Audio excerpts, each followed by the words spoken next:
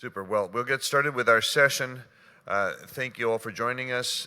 It's my particular delight to be able to introduce Dr. George Green and Dr. Bruce Lytle to the 9th Annual International Coronary Congress.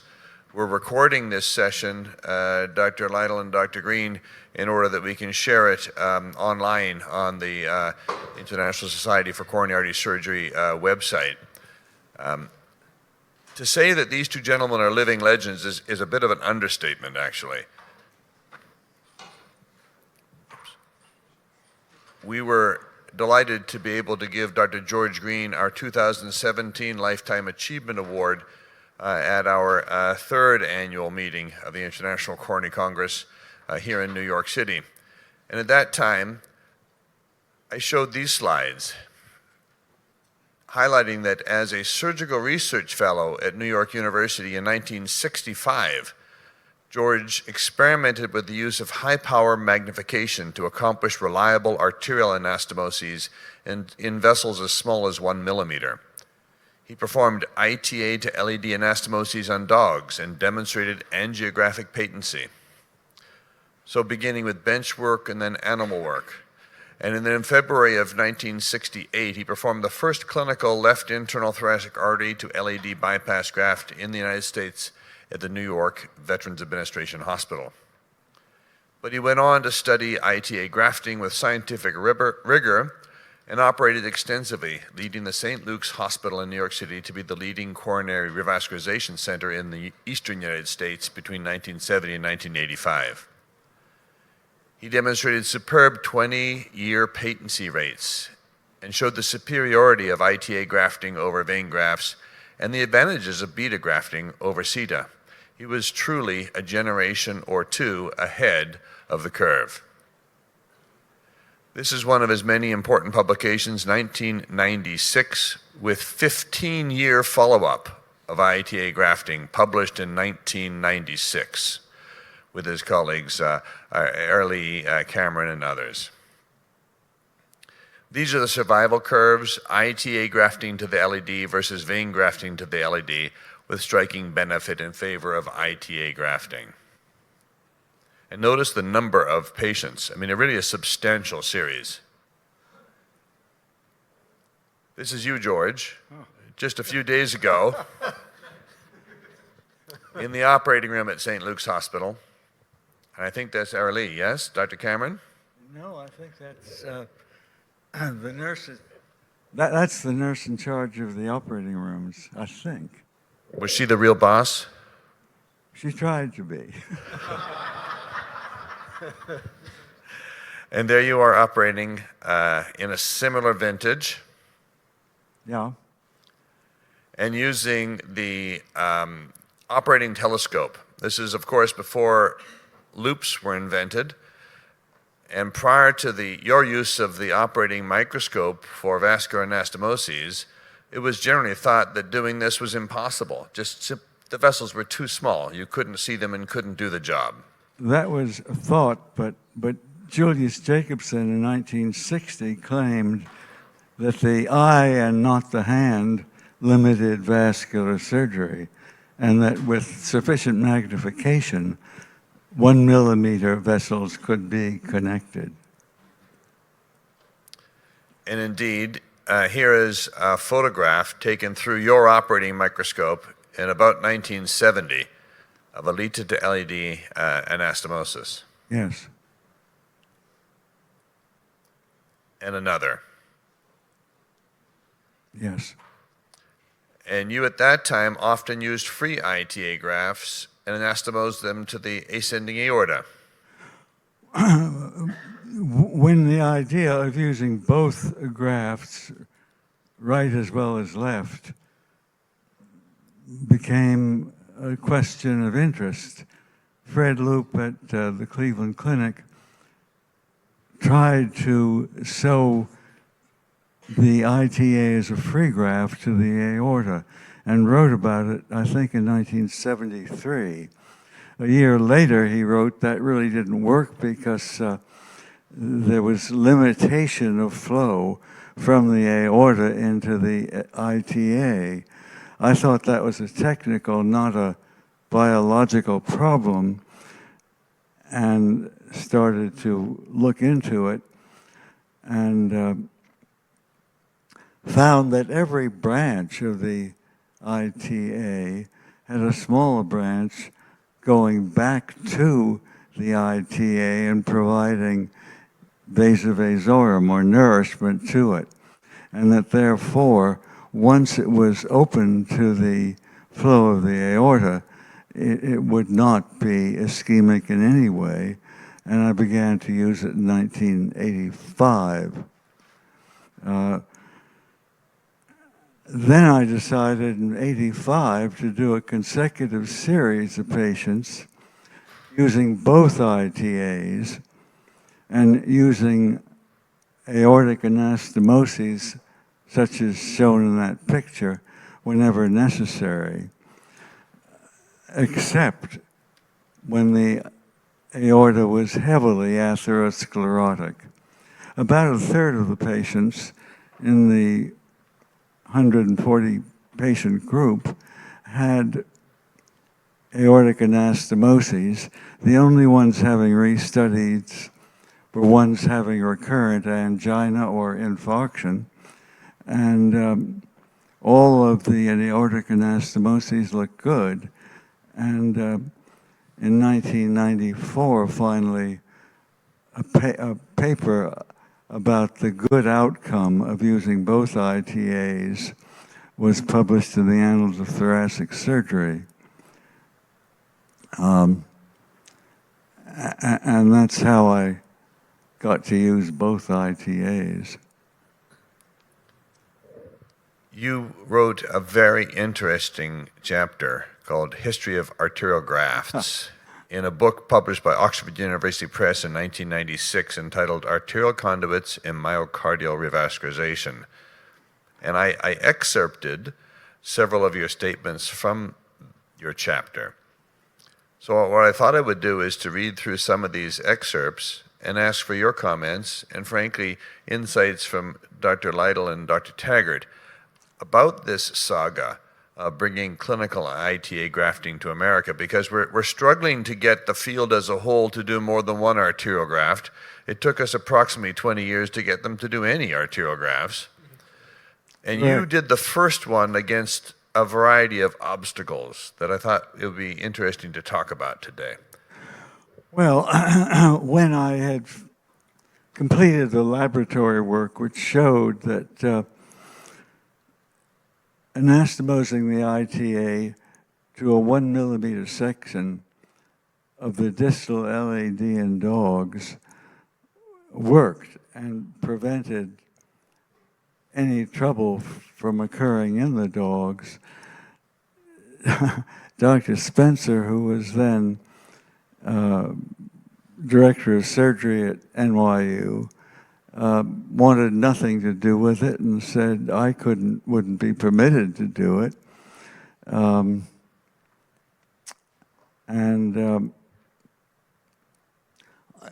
Thinking there was no other alternative, I took my studies out to Cleveland, where I showed them to Mason Soanes, who had been very helpful to me in understanding coronary anatomy and pathology. And Mason thought it was impressive and got in touch with Don Effler, the chief of surgery, and urged him to meet me and look at the films. And he prevailed upon me to stay at his residence that night and that he would look at the films in the morning with me. And after he looked at them, he said that he was impressed and the clinical work should be done at the Cleveland Clinic, but asked me to be his resident. Well, I was 36 at that point and had subjected my family to years of poverty, and said I'd have to think a lot about that, and went back to New York and decided I couldn't be a resident again, but Dr. David Tice, who was chief of surgery at the New York Veterans Hospital, and with whom I was acquainted, and who knew about my work, said I could do it there because Dr. Spencer rarely paid any attention to what was going on there, That hasn't changed, probably. and that if it worked, we'd both be famous, and if it didn't work, I could get out of town. Fortunately, the first case worked, and I was able to report it in 1968. And then I got a letter from Dr. Sterling Edwards, a very distinguished cardiac surgeon and vascular surgeon, saying he'd like to watch me do one of these procedures. He came, and it went well, and we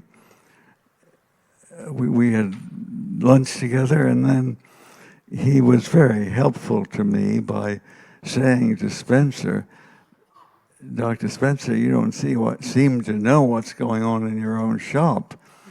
And told him about it, and then Spencer said I could start doing the work at the New York University Hospital, but I could only do one case a week. By then, I had actually quite a backlog of cases, and did the one case a week for about a year. And then in 1970, St. Luke's called and said they wanted to start a coronary program.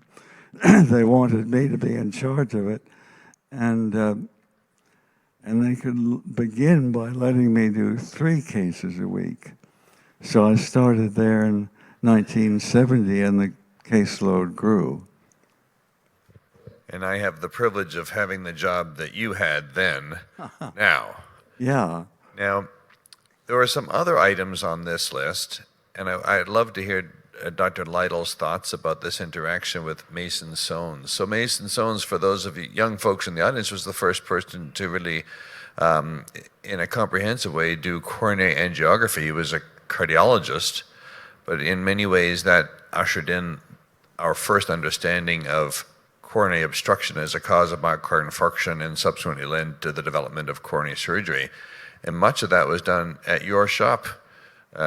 Bruce, tell us what you remember. Did you know Mason Soanes and Dr. Effler, and can you comment on the impact of their interaction with Dr. Green in the late 1960s? Yeah, I knew both of them, and really what happened at the Cleveland Clinic was really dependent upon Mason Soanes. I mean, if you changed all the other characters, the same thing would have happened as long as Mason Soanes would have been there. And he not only made it okay for Favaloro to go ahead and do this, but he was more than supportive. And he was a good friend of Favaloro's as long as he lived. The thing that the Cleveland Clinic did, so, you know, I'm really 2 generations beyond Dr. Green. I was a medical student when Dr. Green was doing a lot of this seminal work.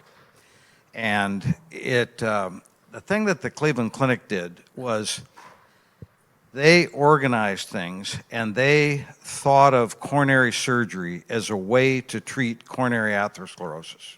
I mean, they saw the disease, and they said to themselves, we are not going to do this as an anecdotal procedure to bail us out of some trouble, but we are going to demonstrate the obstructions in the arteries and their location by coronary angiography, which Soanes had invented, and we are going to treat this disease by coronary bypass surgery, and we are going to keep doing it no matter what happens.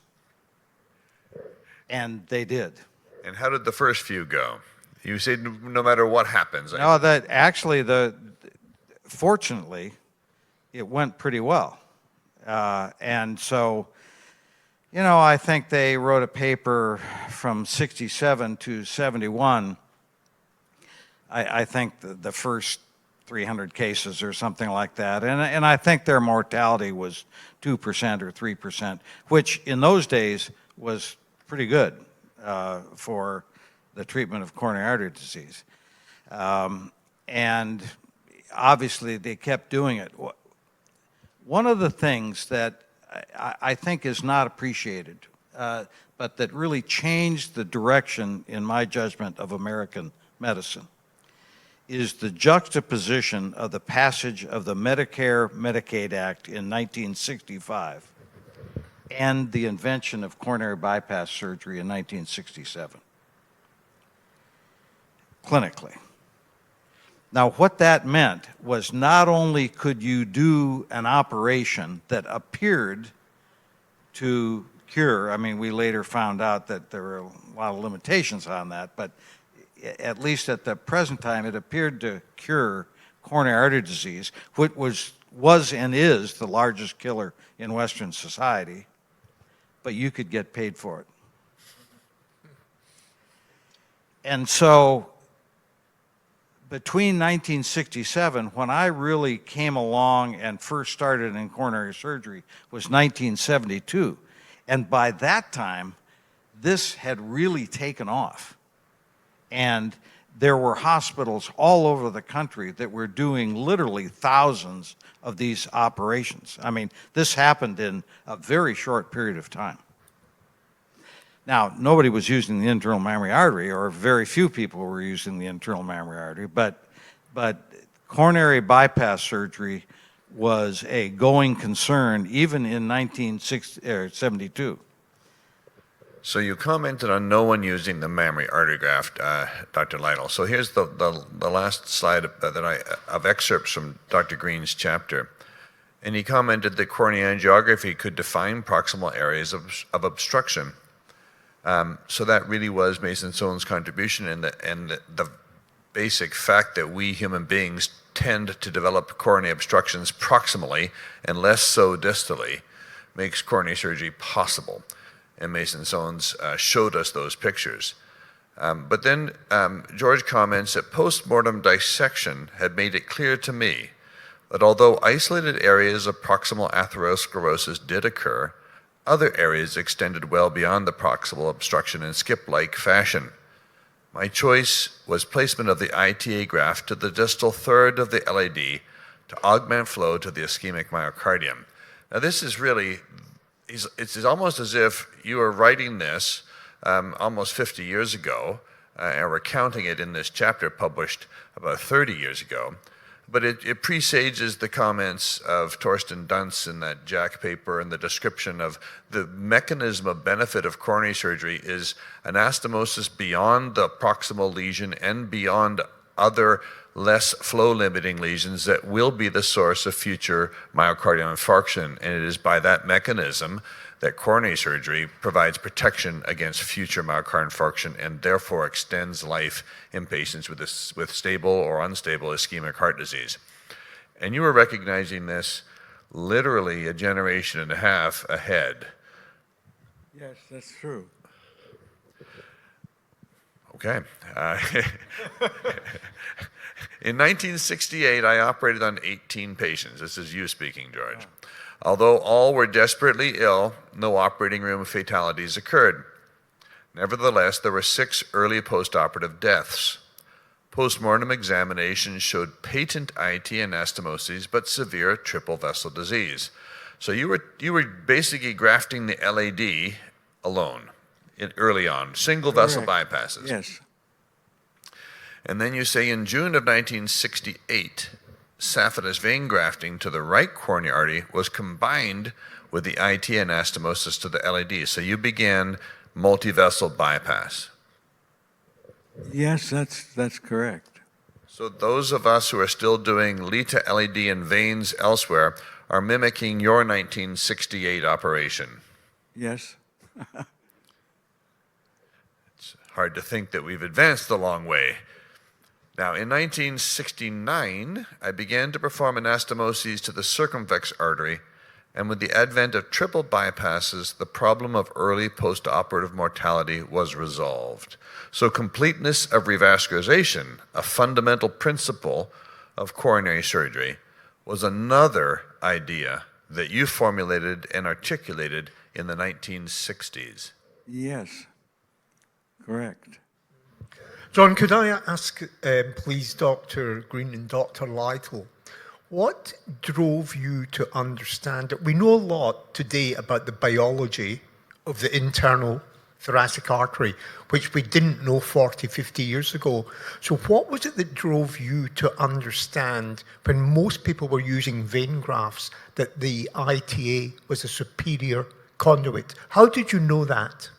Well, in the late 50s, when bypass surgery of the coronaries was being considered by some in the surgical community, Emmerich Zolagi, a distinguished vascular surgeon, was asked to look into it.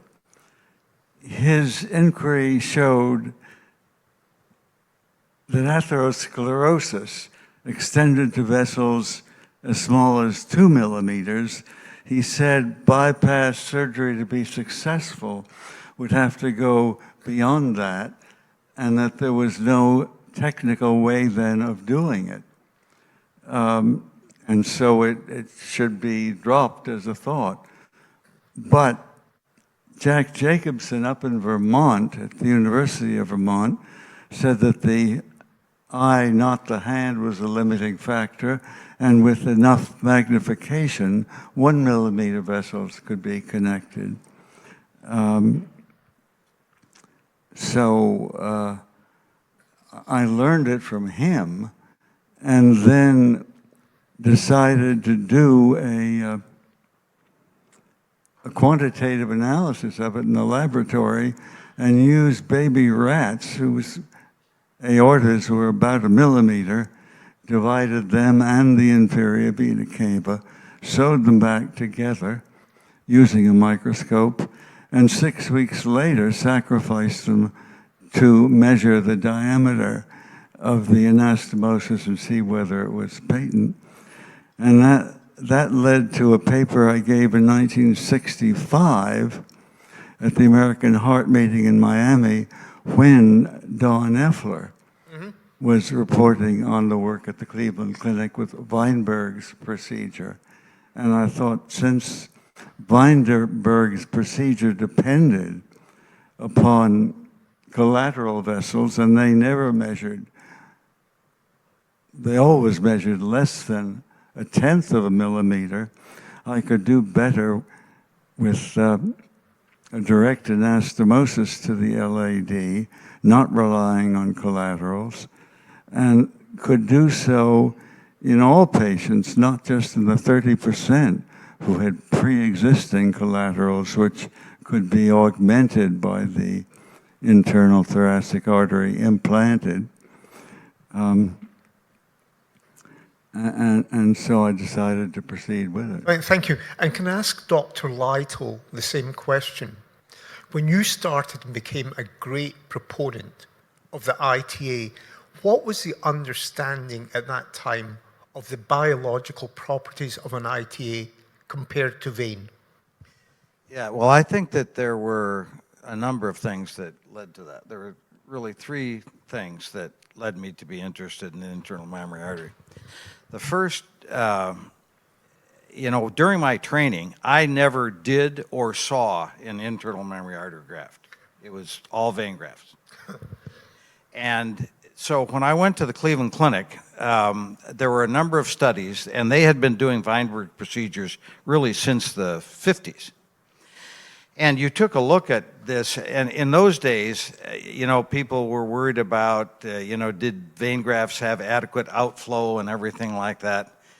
Well, you took the damn internal mammary artery and you stuck it in the myocardium, and every now and then it would develop some collaterals, but it stayed patent.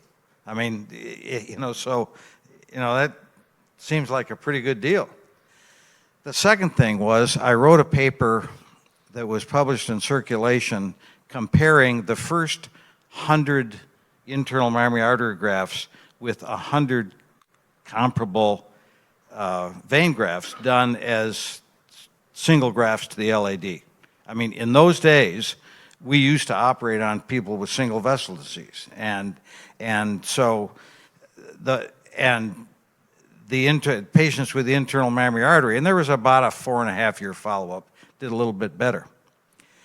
And the third thing that happened was that in about 1980, we were all looking for the third conduit,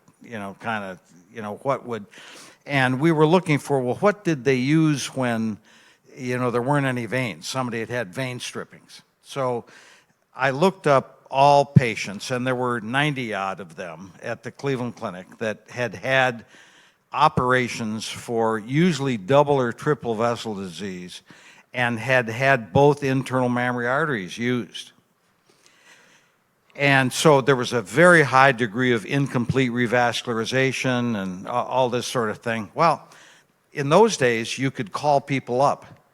So I sat there with my spreadsheet and called them all up, and they all answered the phone. So here were these people that had been operated on, not with an ideal situation, but with two internal mammary arteries, and they were all still alive. And so I thought, maybe we ought to start doing this for everybody. I mean, and so there was no eureka kind of moment. It was just kind of the evidence kept piling up that this was better, and that's what changed things. Yeah, thank you. Yeah. Now, George, you wrote, by 1969, several centers were performing coronary bypass surgery. Most used only saphenous vein grafts. I was considered odd for persisting in the use of ITA. I persisted because in my practice, when angina recurred, angiography almost invariably showed saphenous vein graft stenosis or occlusion. So you were among the very first to report the better longer-term patency with ITAs and the greater likelihood of early vein graft failure. Yes, that's true. It was a very constant and compelling observation. Now, there were some pathologists who by about 1970 or 71 had identified the concept or the phenomenon of neomintal hyperplasia in vein grafts. And those were published. And I think that probably gave maybe the first real biological explanation for your observations, Dr. Lytle, and those of your colleagues at the Cleveland Clinic, to explain why you saw this divergence in outcomes for patients who had arterial versus vein grafts. Yeah, but I would also emphasize that in those days, up until about the middle 1990s, you could do research much more extensively than you can do today, based on the Patient Privacy Act. So we had all these angiograms that we could look at and remember, cardiologists got paid for doing angiograms. So, for a period of time, everybody had a 1-year post-operative angiogram. And so we had an enormous number of angiograms to look at, and you could call up somebody in Indiana and they would just send you the angiogram. I mean, so doing research in those days was a whole lot different. Once the Patient Privacy Act was passed, then the only thing you could really look at was death. That was the only endpoint that you could look at. But before that, you could look at a lot of different endpoints, and we did. We looked at angiographic endpoints, which you really had to, after that, it became so expensive to do that kind of research that it really became impossible. Fortunately, we had figured things out a little bit before that. And may I ask you both again to explain, when did people begin to realize that the ITA was biologically different from the saphenous vein? I really must call attention to the work of Dr. Frank Sims, S-I-M-S, a New Zealand pathologist who was very interested in the anatomy of arteries and studied particularly the innermost connective tissue layer of arteries, the internal elastic membrane.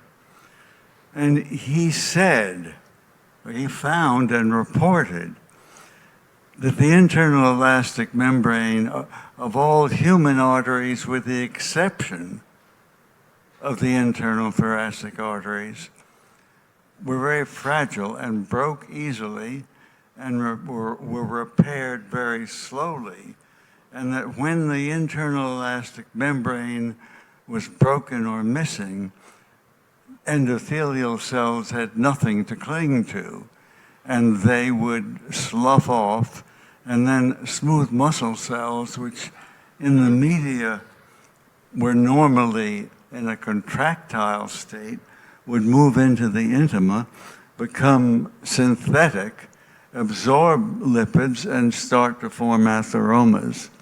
And that the internal elastic membrane was different in the internal thoracic arteries from all of the human arteries. Thank you.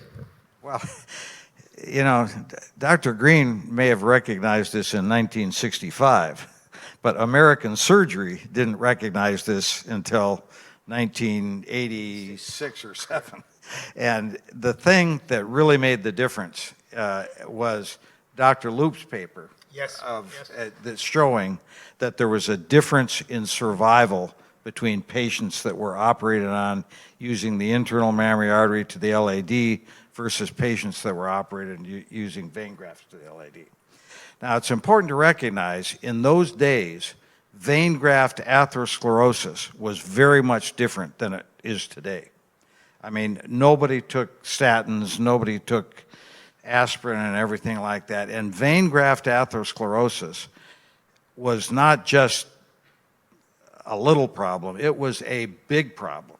And for about 10 years, vein graft atherosclerosis was really a big problem. And that's why we did so many reoperations. Yes. You know, because these people had all had coronary bypass surgery using vein grafts, and they all had vein graft atherosclerosis, and it was a lot worse disease than it is today. And so we reoperated on a lot of them using internal mammary arteries, and that's why we did so many reoperations, because of vein graft atherosclerosis. So it was your pioneering work, Dr. Lytle, and that of your colleagues at the Cleveland Clinic that really helped to advance the field that Dr. Green birthed. And in 2015, in our first International Coronary Congress, we awarded you and the late Dr. Sir Brian Buxton the Lifetime Achievement Awards for your contributions to arterial grafting, and of course, Brian, to radial arteries in particular. You insisted at that time that we called it a Lifetime So Far Achievement Award, and you told me you wouldn't accept it unless I put that in the title. So there it is. Just let the record show I am a man of my word. It was the Lifetime So Far Achievement Award for the inaugural ICC meeting in 2015. And we talked about your many contributions. And I'm very, very grateful that you're here today to help us have this conversation about the advancement of coronary surgery, really from its very beginning. And to my knowledge, George is I think, George, in your 90s now, you're the only surviving member of the original club of the world's coronary surgeons. I'm afraid that's so. And Bruce, you're really a representative of the generation that popularized it and made it something that could be reproduced and performed across the planet. No, I think that's basically our contribution. I mean, Dr. Green both worked in the lab and worked clinically, you know, in the early days.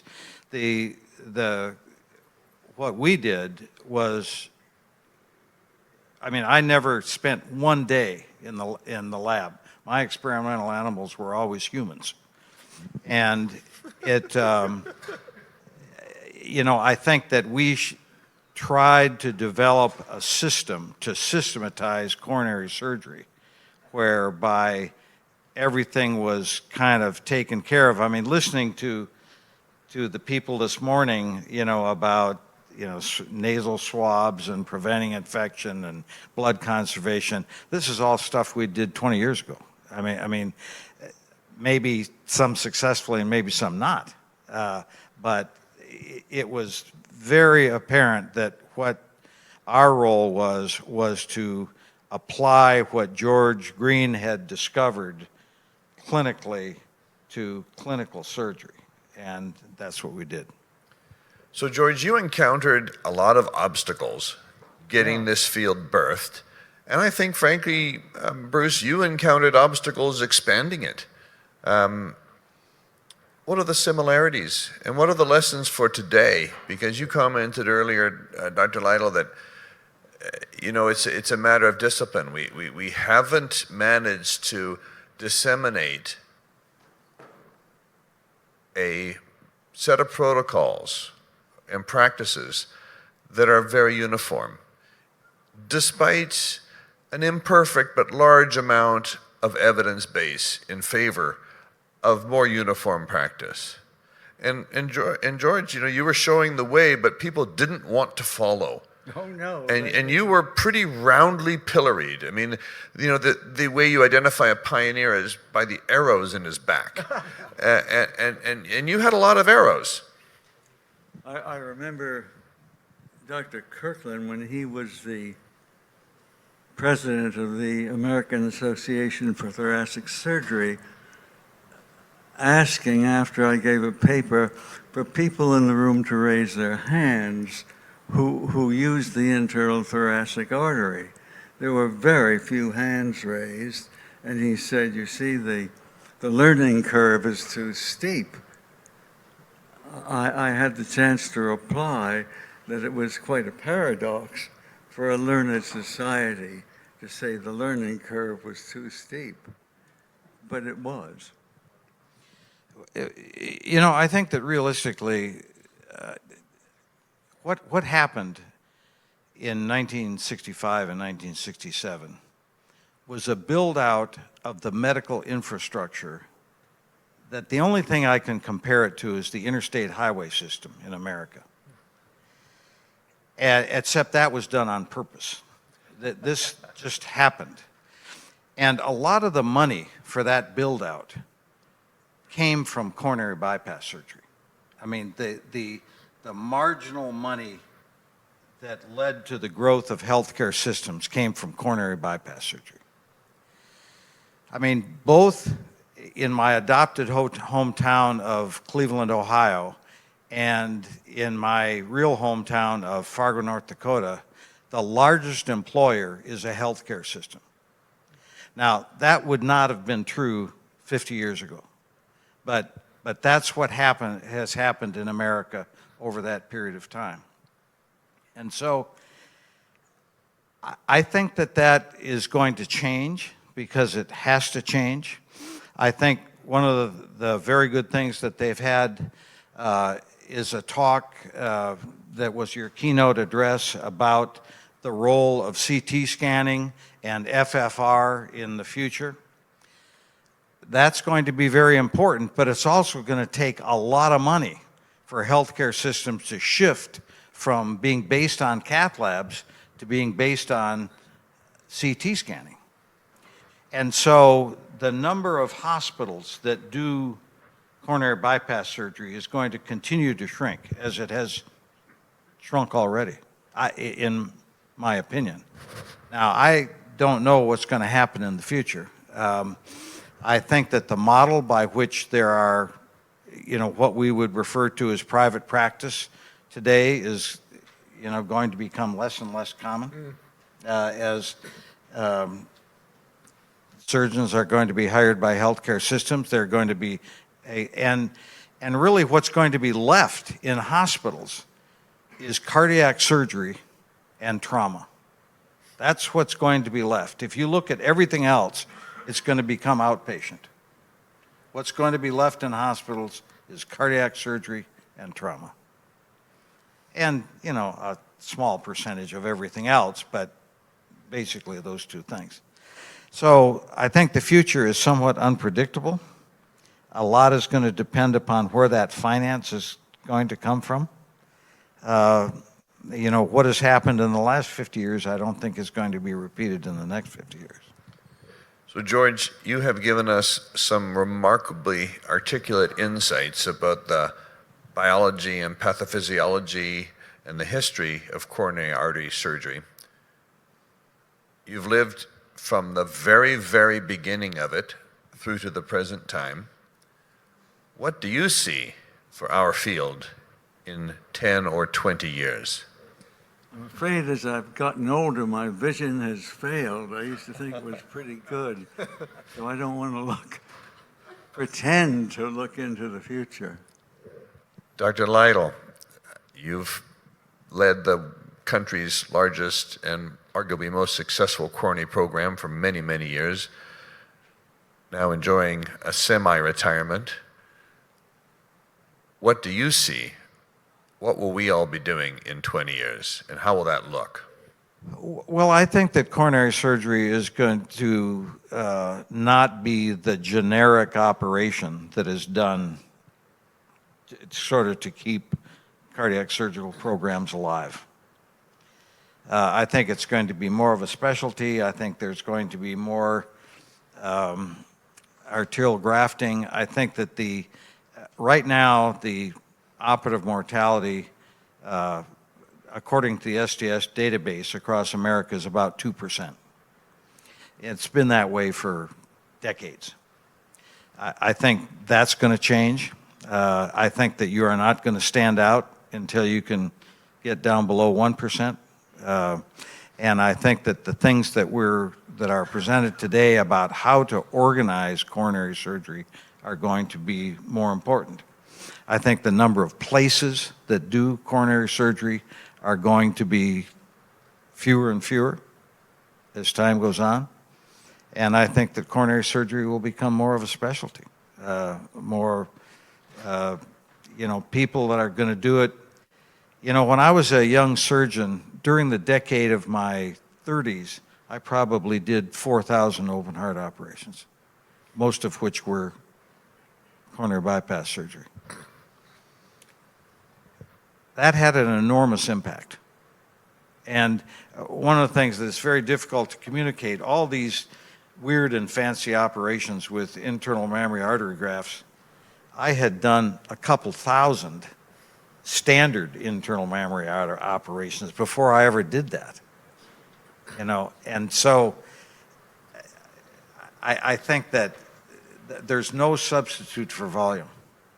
There's just no substitute for it. I remember when I was a young surgeon, I used to have some problems. And then after 3 or 4 years, all those problems seemed to go away. And I can't tell you why. I can't tell you, I started doing this differently or that differently. I think it has something to do with your brainstem. I mean, you don't consciously understand why you do things differently, but you do. I think that's very important. And I think in the future it's going to be that way in coronary surgery. An area of specialty, concentration of volume and experience in fewer hands with an expectation of better results. That's the way I see it. Well, that's how Dr. Taggart and I viewed coronary surgery 10 years ago when we founded the International Society for Coronary Surgery and this International Coronary Congress, because we felt that this specialty deserved special attention. I want to thank both of you for joining us today. You've both been here before as our Lifetime Achievement So Far Award winners. And it's been an absolute delight and pleasure, and indeed a real genuine honor to have this conversation with you, Dr. Lytle and Dr. Green. John, just before we finish completely, if Dr. Green and Dr. Lytle wouldn't mind, can we see if there are, we've got an expert audience here just now, and it'd be really nice to hear from them. Do they have any pressing questions, briefly, for both our... We have 2 floor microphones. Please join us. We have a couple of minutes.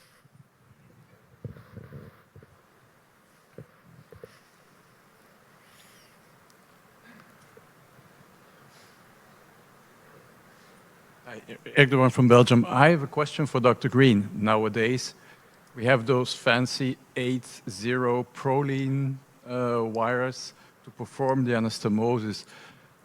What kind of sewing material and needles did you have back in those 60 years?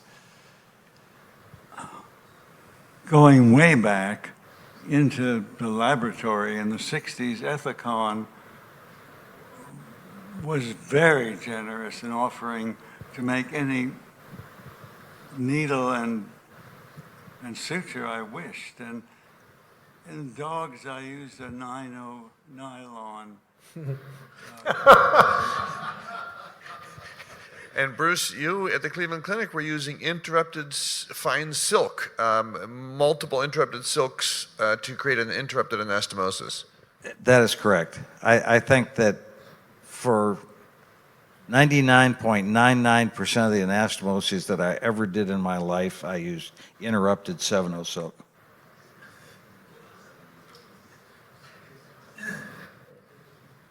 Let's have an expression of our esteem and gratitude for these living legends of coronary surgery.